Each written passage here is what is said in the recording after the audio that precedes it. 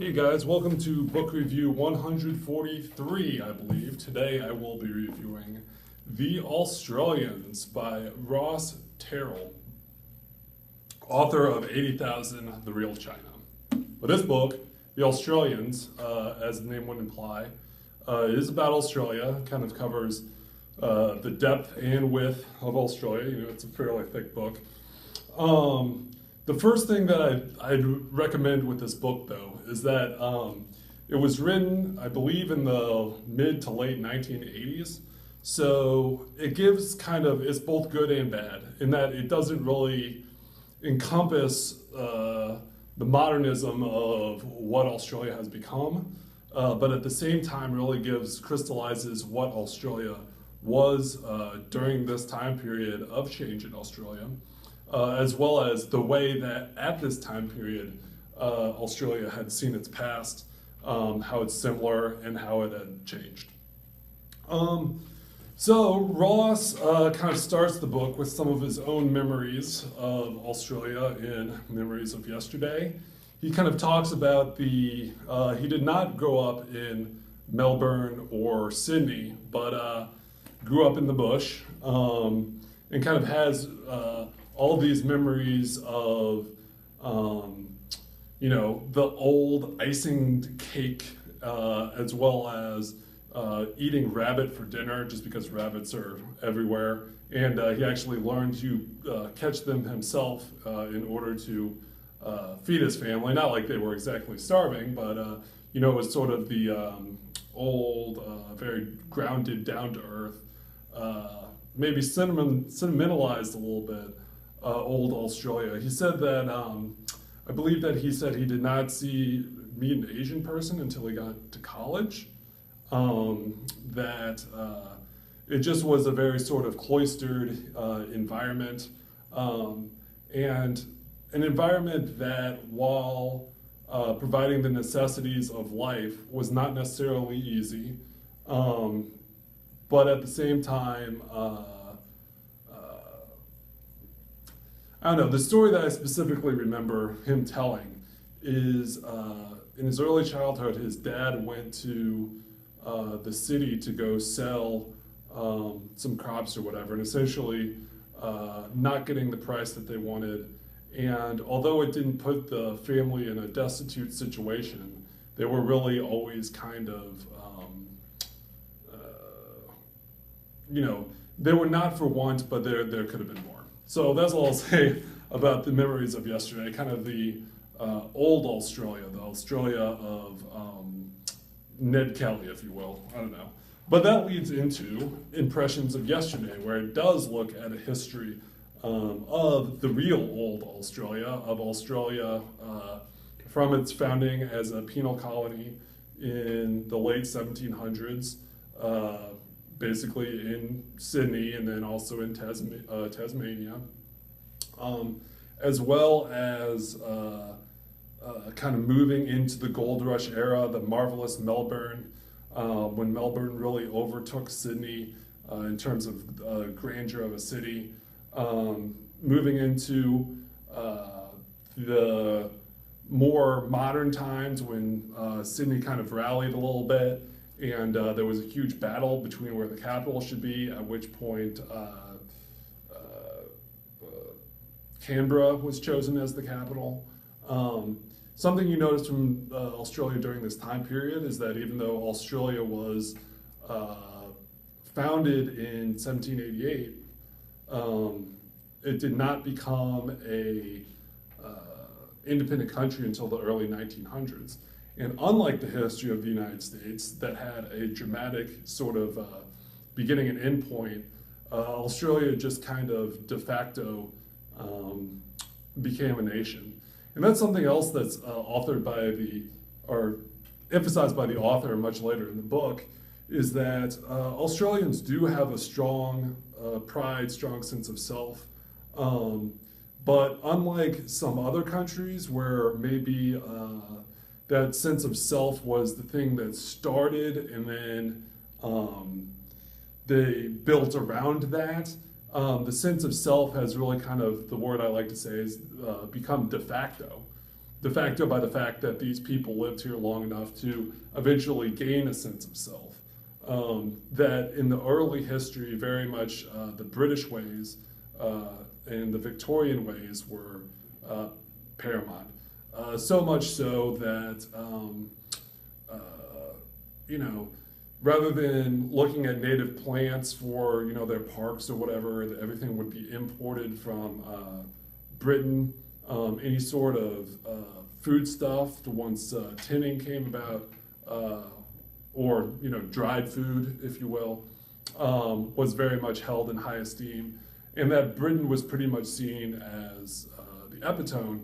Now, obviously, this changed slowly, again, not quickly or at one singular time, or even by Australia's will, but just by de facto, the fact that they gained a sense of self, to where now, you know, they really, you know, take the lead out of the British, the palms, if you will, in more modern times. Let's see, who are the Australians? What was that chapter about? This is what we want to see, just me kind of glancing through some stuff. Yeah, I guess that does kind of talk about, you know, the British versus the Australian identity. Yeah, so I talked about that some. Three Tall Poppies, that's talks about some of the prime ministers that were there. Fraser, Hawks was, I'm going to butcher this so badly. Hawks, I believe, was more the Labour Party. Now, the Labour Party is similar to like the Liberal Party or the more, or the Democratic Party, and it's more known as liberal, which is very confusing, liberal in our modern sense, which is very confusing because the other party in Australia, the other main party, is the Liberal Party. So you have the Labour and you have the Liberal, but much like in Britain, the Liberal Party is actually the more conservative party. They're the party that kind of wants to stay with the British. You know, a big thing brought up in this book, which I thought, it's gotten a little ridiculous. Well, I guess it wasn't ridiculous because of this one specific story, but I'll tell you that story in a second. I personally think the Republican versus non-Republican argument in Australia has gotten a little ridiculous, mostly because Britain is just the, here we go again, de facto head of state of Australia. That most of Australia's internal decisions are made within Australia. Now, the counterexample to this, and why it was maybe discussed more in this book, is because in the late 1960s, I believe, not going to remember the governor, but essentially, oh no, maybe it was Hawks. I think it might have been Hawks, and then Fraser took over.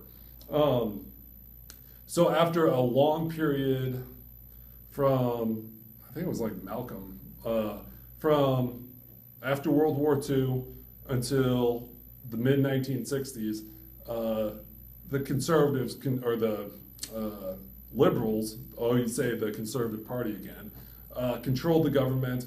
It was a very staid kind of nothing ever changed Australia. Well, in the 1960s, much like in the United States, there was the peace and love, peace and love, peace and love revolution, and Hawks was elected to the governorship, or to the prime minister spot.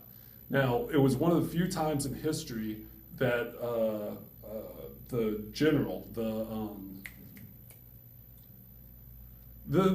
governor general, who is pretty much a nominal figurehead of the Queen, who nominally rules Australia, actually got involved in internal Australian affairs, and in a very big way. Because the Governor General, by archaic rule, has the ability to change the Prime Minister as per the Queen, as per the, you know, dictate of the Queen of England, and also of Australia, technically, even though she's really, you know, mostly English, change the Prime Minister. And that happened, and that pissed a lot of Australians off, and that's when a lot of them were calling for republicanism to fully separate from Britain. They were no longer a colony, but they still had these kind of ties with the Queen, and this and that. There's a number of countries that are like this. Canada, I think Jamaica might be, New Zealand is. But anyway, there was that. And so basically, the country went a little bit more conservative, but then in the 80s, they went, or more, yeah, conservative by the Liberal Party, but then in the 80s, they went more progressive. I'll say progressive instead of liberal. They went more progressive again with the Labour Party, again being elected into office, at which point this book is being written. Since then, Howard was elected, I believe, in 96 or 94, something like that. Served a long term as the head of the Liberal Party, the Conservative Party. At which point, in the last few years, it's kind of switched off back and forth between Liberal and Labor quite a bit. But that's outside the realm of this book. That's pretty much after this book has been written. Tale of Two Cities, you got Melbourne and Sydney. Now something that really starts emerging at this point is Ross Terrill really takes and I've mentioned this in terms of the politics, a top-down view of Australia. He does go and see people, he does kind of tell some anecdotal stories, but as much as as anecdotal stories are, it's really a lot more about sort of the back room. And that's interesting because we don't necessarily see it. It's not always what's up front, but kind of the backroom deals that are done by high political men within the various states of Australia. Kind of the way they see themselves and all that jazz. But in terms of the optics of Australia, or of Sydney versus Melbourne, Melbourne is much more a straight line city. I would compare it more to often it's compared to San Francisco, even though San Francisco is not a straight road kind of city. But it's just a little more, if not politically conservative, a little more maybe, it's not even culturally conservative, but it's less hedonistic. That's a good way to put it. It's less kind of live and let die mentality. It's more kind of like the responsibility to your citizens, to your fellow man, but at the same time there is this burgeoning art scene there. And kind of I feel like those two really counteract one another, that because people are a little more reserved and helping out their fellow man, or just see civic responsibility, that's a good way of seeing it. In Melbourne, kind of to offset that, there's the art scene, whereas Sydney definitely has an art scene and definitely is cosmopolitan, but tends to be a little more pro-business oriented, tends to be a little more wheeler-dealer on the business side of it, tends to be, as opposed to Melbourne, more hedonistic, more, this is very, very broad, but people in Sydney might go surfing and people in Melbourne might, go to the park or something like that. Of course they do it in both cities, but I don't know, that's probably a bad example, but it's kind of trying to set up the mentality of the two cities. Let's see, Beauty in the Bush, that talks about Queensland. Queensland is really interesting because while Labor and Liberal switched at a national level, at the local level, almost all the states vote Labor, except for one state, and that state is Queensland. Queensland tends to be the most conservative state. They call it the Texas of Australia. I believe this Bjorg Peterson was a longtime prime minister, and much to the ruin of the Labour Party, pretty much could not be grabbed out of power, could not be eschewed, if that's the right word, from power during his rule. Of course, Ross goes up the coast and sees the Great Barrier Reef. I read this book a while ago. I'm having trouble remembering some of the specifics. Low taxes is the crux of the matter, says Sir Jonas Bjelke Peterson. That might as well be from like Sean Hannity or Glenn Beck or something like that. It's ridiculous. Mixture of the informal and traditional. If Sydney is more hedonistic than what Melbourne is, then Queensland truly is the flip-flops and cut-off t-shirt. There's a lot of, I'm always not Dungans. There's a specific word that they have for kind of rednecks in Australia. I'm having trouble remembering what it is. If in the comments anybody wants to tell me what that specific one is, you can tell me. Yeah. But there are a lot of those, a lot of rednecks in Queensland, but also a lot of beautiful scenery. You know, you can see why people want to get out and get, you know, sunburn because of the Great Barrier Reef, because of Cairns, because of Townsville. Something interesting about Queensland is it's the only state, or only province, I guess you'd say, in Australia that has over 50% of the population living outside of the metropolitan capital area. All of the other states, their state or provinces, their provincial capital has over 50% of the people in the state. So,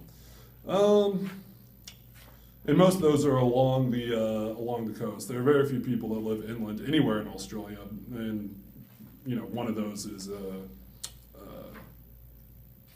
Queensland. Paradise on the Periphery talks about the West Coast, talks about kind of the interesting nature of Perth and how dominant it is in the state, but how a lot of the wealth in the state, or the city of Perth, is built in the outland regions of the state. He talks about there's some crazy tycoon, Beasley. There's some crazy tycoon who runs over everything. John something. But he's one of the handful of essentially mineral men that help run the state, that make the state wealthy. Perth has become more cosmopolitan, but a lot of it's just sort of imported. They do have a very good wine growing region. But what's kind of intriguing about the state is how vast it is. It's called Paradise on the Periphery for a reason. There's up in Port Hedland to Kalgoorlie Boulder, to basically all across the state. You have these long vistas, kind of like West Texas, if you will, with maybe not as crazy of politics, but that's another story. That there's a great mining interest. It isn't really so much oil, but like a lot of precious metals and things like that. And what's really interesting is kind of the way these communities work. They're very nice, but they're almost like cultish in that they're built around like one thing. And it's not necessarily like a bad thing, like it'll lead to destruction. It adds to society, but there's a lot of towns in Western Australia that are very much like singularly there for that purpose. Not necessarily big towns, you know. In modern mining, it really doesn't take a lot of people to create a great amount of wealth. And so there's that problem too, and that you're having a lot of wealth go through the state, and there isn't like the gap that's like, there's huge numbers of people that are poor, but you do really have the people that have all the money, and then the people that are just kind of the working stiffs. What else about Western Australia? Well, truth be told, I better be getting on. This review's going a little long. The Last Frontier talks a little bit about Darwin, about how they have a lot of dependency politics there. It's kind of unfortunate. And of course, the Liberal Party, the Conservatives, want to poo-poo all that, but that's just kind of the nature of an out-of-the-way state where, honestly, there are a lot of Aborigines that are on the dole.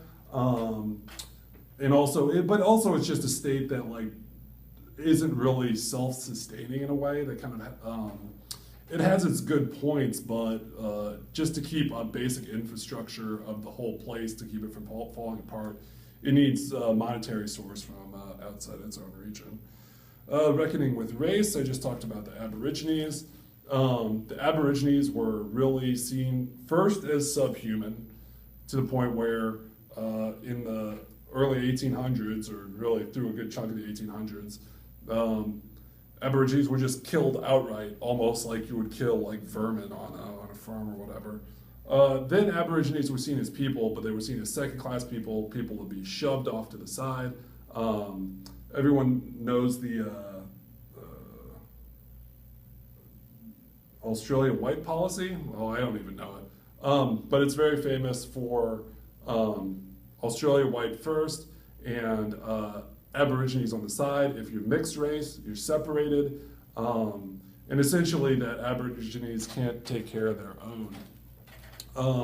Of course, that changed. A lot of that was in the revolutionary period, the protest periods of the 1960s. And really what kind of did it was there was in the Northern Territories, there was a settlement where the Aborigines were being treated badly. I mean, they weren't slaves, they weren't held against their will, but they were kind of culturally confined to this almost reservation type area. But in protest of what they did, they started drawing their traditional motifs on the buildings. And somebody saw this, and then just like kindling that just needed a match to burn, it set everything on fire, not literally, but figuratively. And Australian Aborigines art is one of the biggest sustainers of the community. Now, there has been some criticism of this, that it really doesn't allow the Aborigine people to have a wide swath of economy, but at the same time, anything that's bringing in money to what's frankly a second class, even today, a second class citizenry within the country of Australia is, I would say, a positive. Let's see, what else? Yeah, I talked a little bit about the 1960s movement. Something that's interesting about Ross is he is an expatriate. He came to Australia, or he was from Australia. What am I saying here? From Australia, grew up in the bush, went to University of Melbourne. No, that's not right. But a major university in Melbourne, and then eventually wound up at Harvard University. And so he has kind of a view that's both an insider and an outsider. And in a lot of ways, an outsider because he hadn't seen everything. He had to experience new things in order to write the book, in order to truly get to the base of what he saw as Australia. Public ways and sense of nation, I feel like I've kind of talked about the way the Australians were, saw things, that they were kind of de facto nationalists, not active nationalists. That kind of, it's more what changed for European immigrants. What changed for European immigrants was kind of a slow diffusion through time rather than a true cutoff from the Western ways. Of course, this also changed. It's not only that there has been immigration from Asia, which is the biggest immigration source and a lot of really helps add air to the cultural diversity. But really the cultural diversity within Europeans. Now I know that sounds kind of crazy, but the truth of the matter is that early Australia was largely British, whereas starting in about 1900, there was a huge influx of Greeks, there was a huge influx of Italians, there was a huge influx of Czechs, there was a huge influx of all these other European nations that, while white, much like the United States, added to the diversity of the country and really created what it is today. Kind of at the end of the book, he talks about what the future of Australia will look like, much like kind of a person of their time period that looks a little bit archaic right now. There was the threat of Tokyo, of Japan. There was, in terms of manufacturing, there was the threat from the United States. There was the threat from blah. There was the threat from blah. There was the threat from blah. And it really is true that the Australians kind of have a she'll do. I think that's a big phrase there. She'll do attitude. Like, it's not necessarily the most country that's willing to just sacrifice huge amounts in order to get some higher chip in the economic gain. But what's been proven since this book is that Australia has really had a higher quality of life because if it isn't necessarily like the manufacturing of China or just the sheer girth of the United States or even the diversity of Europe, which creates a lot of economic exchange between the various countries of Europe. Australians really look to a higher quality of living, what's known as the lucky country or the happy country, in order to make their ways. Now, even that, there's no paradise out there. There's always issues everywhere, but in general, good place to live. Okay, I'm gonna make that it. The Australians by Ross Terrill. I'm sure I missed a whole bunch, but check it out, you guys. All right, bye.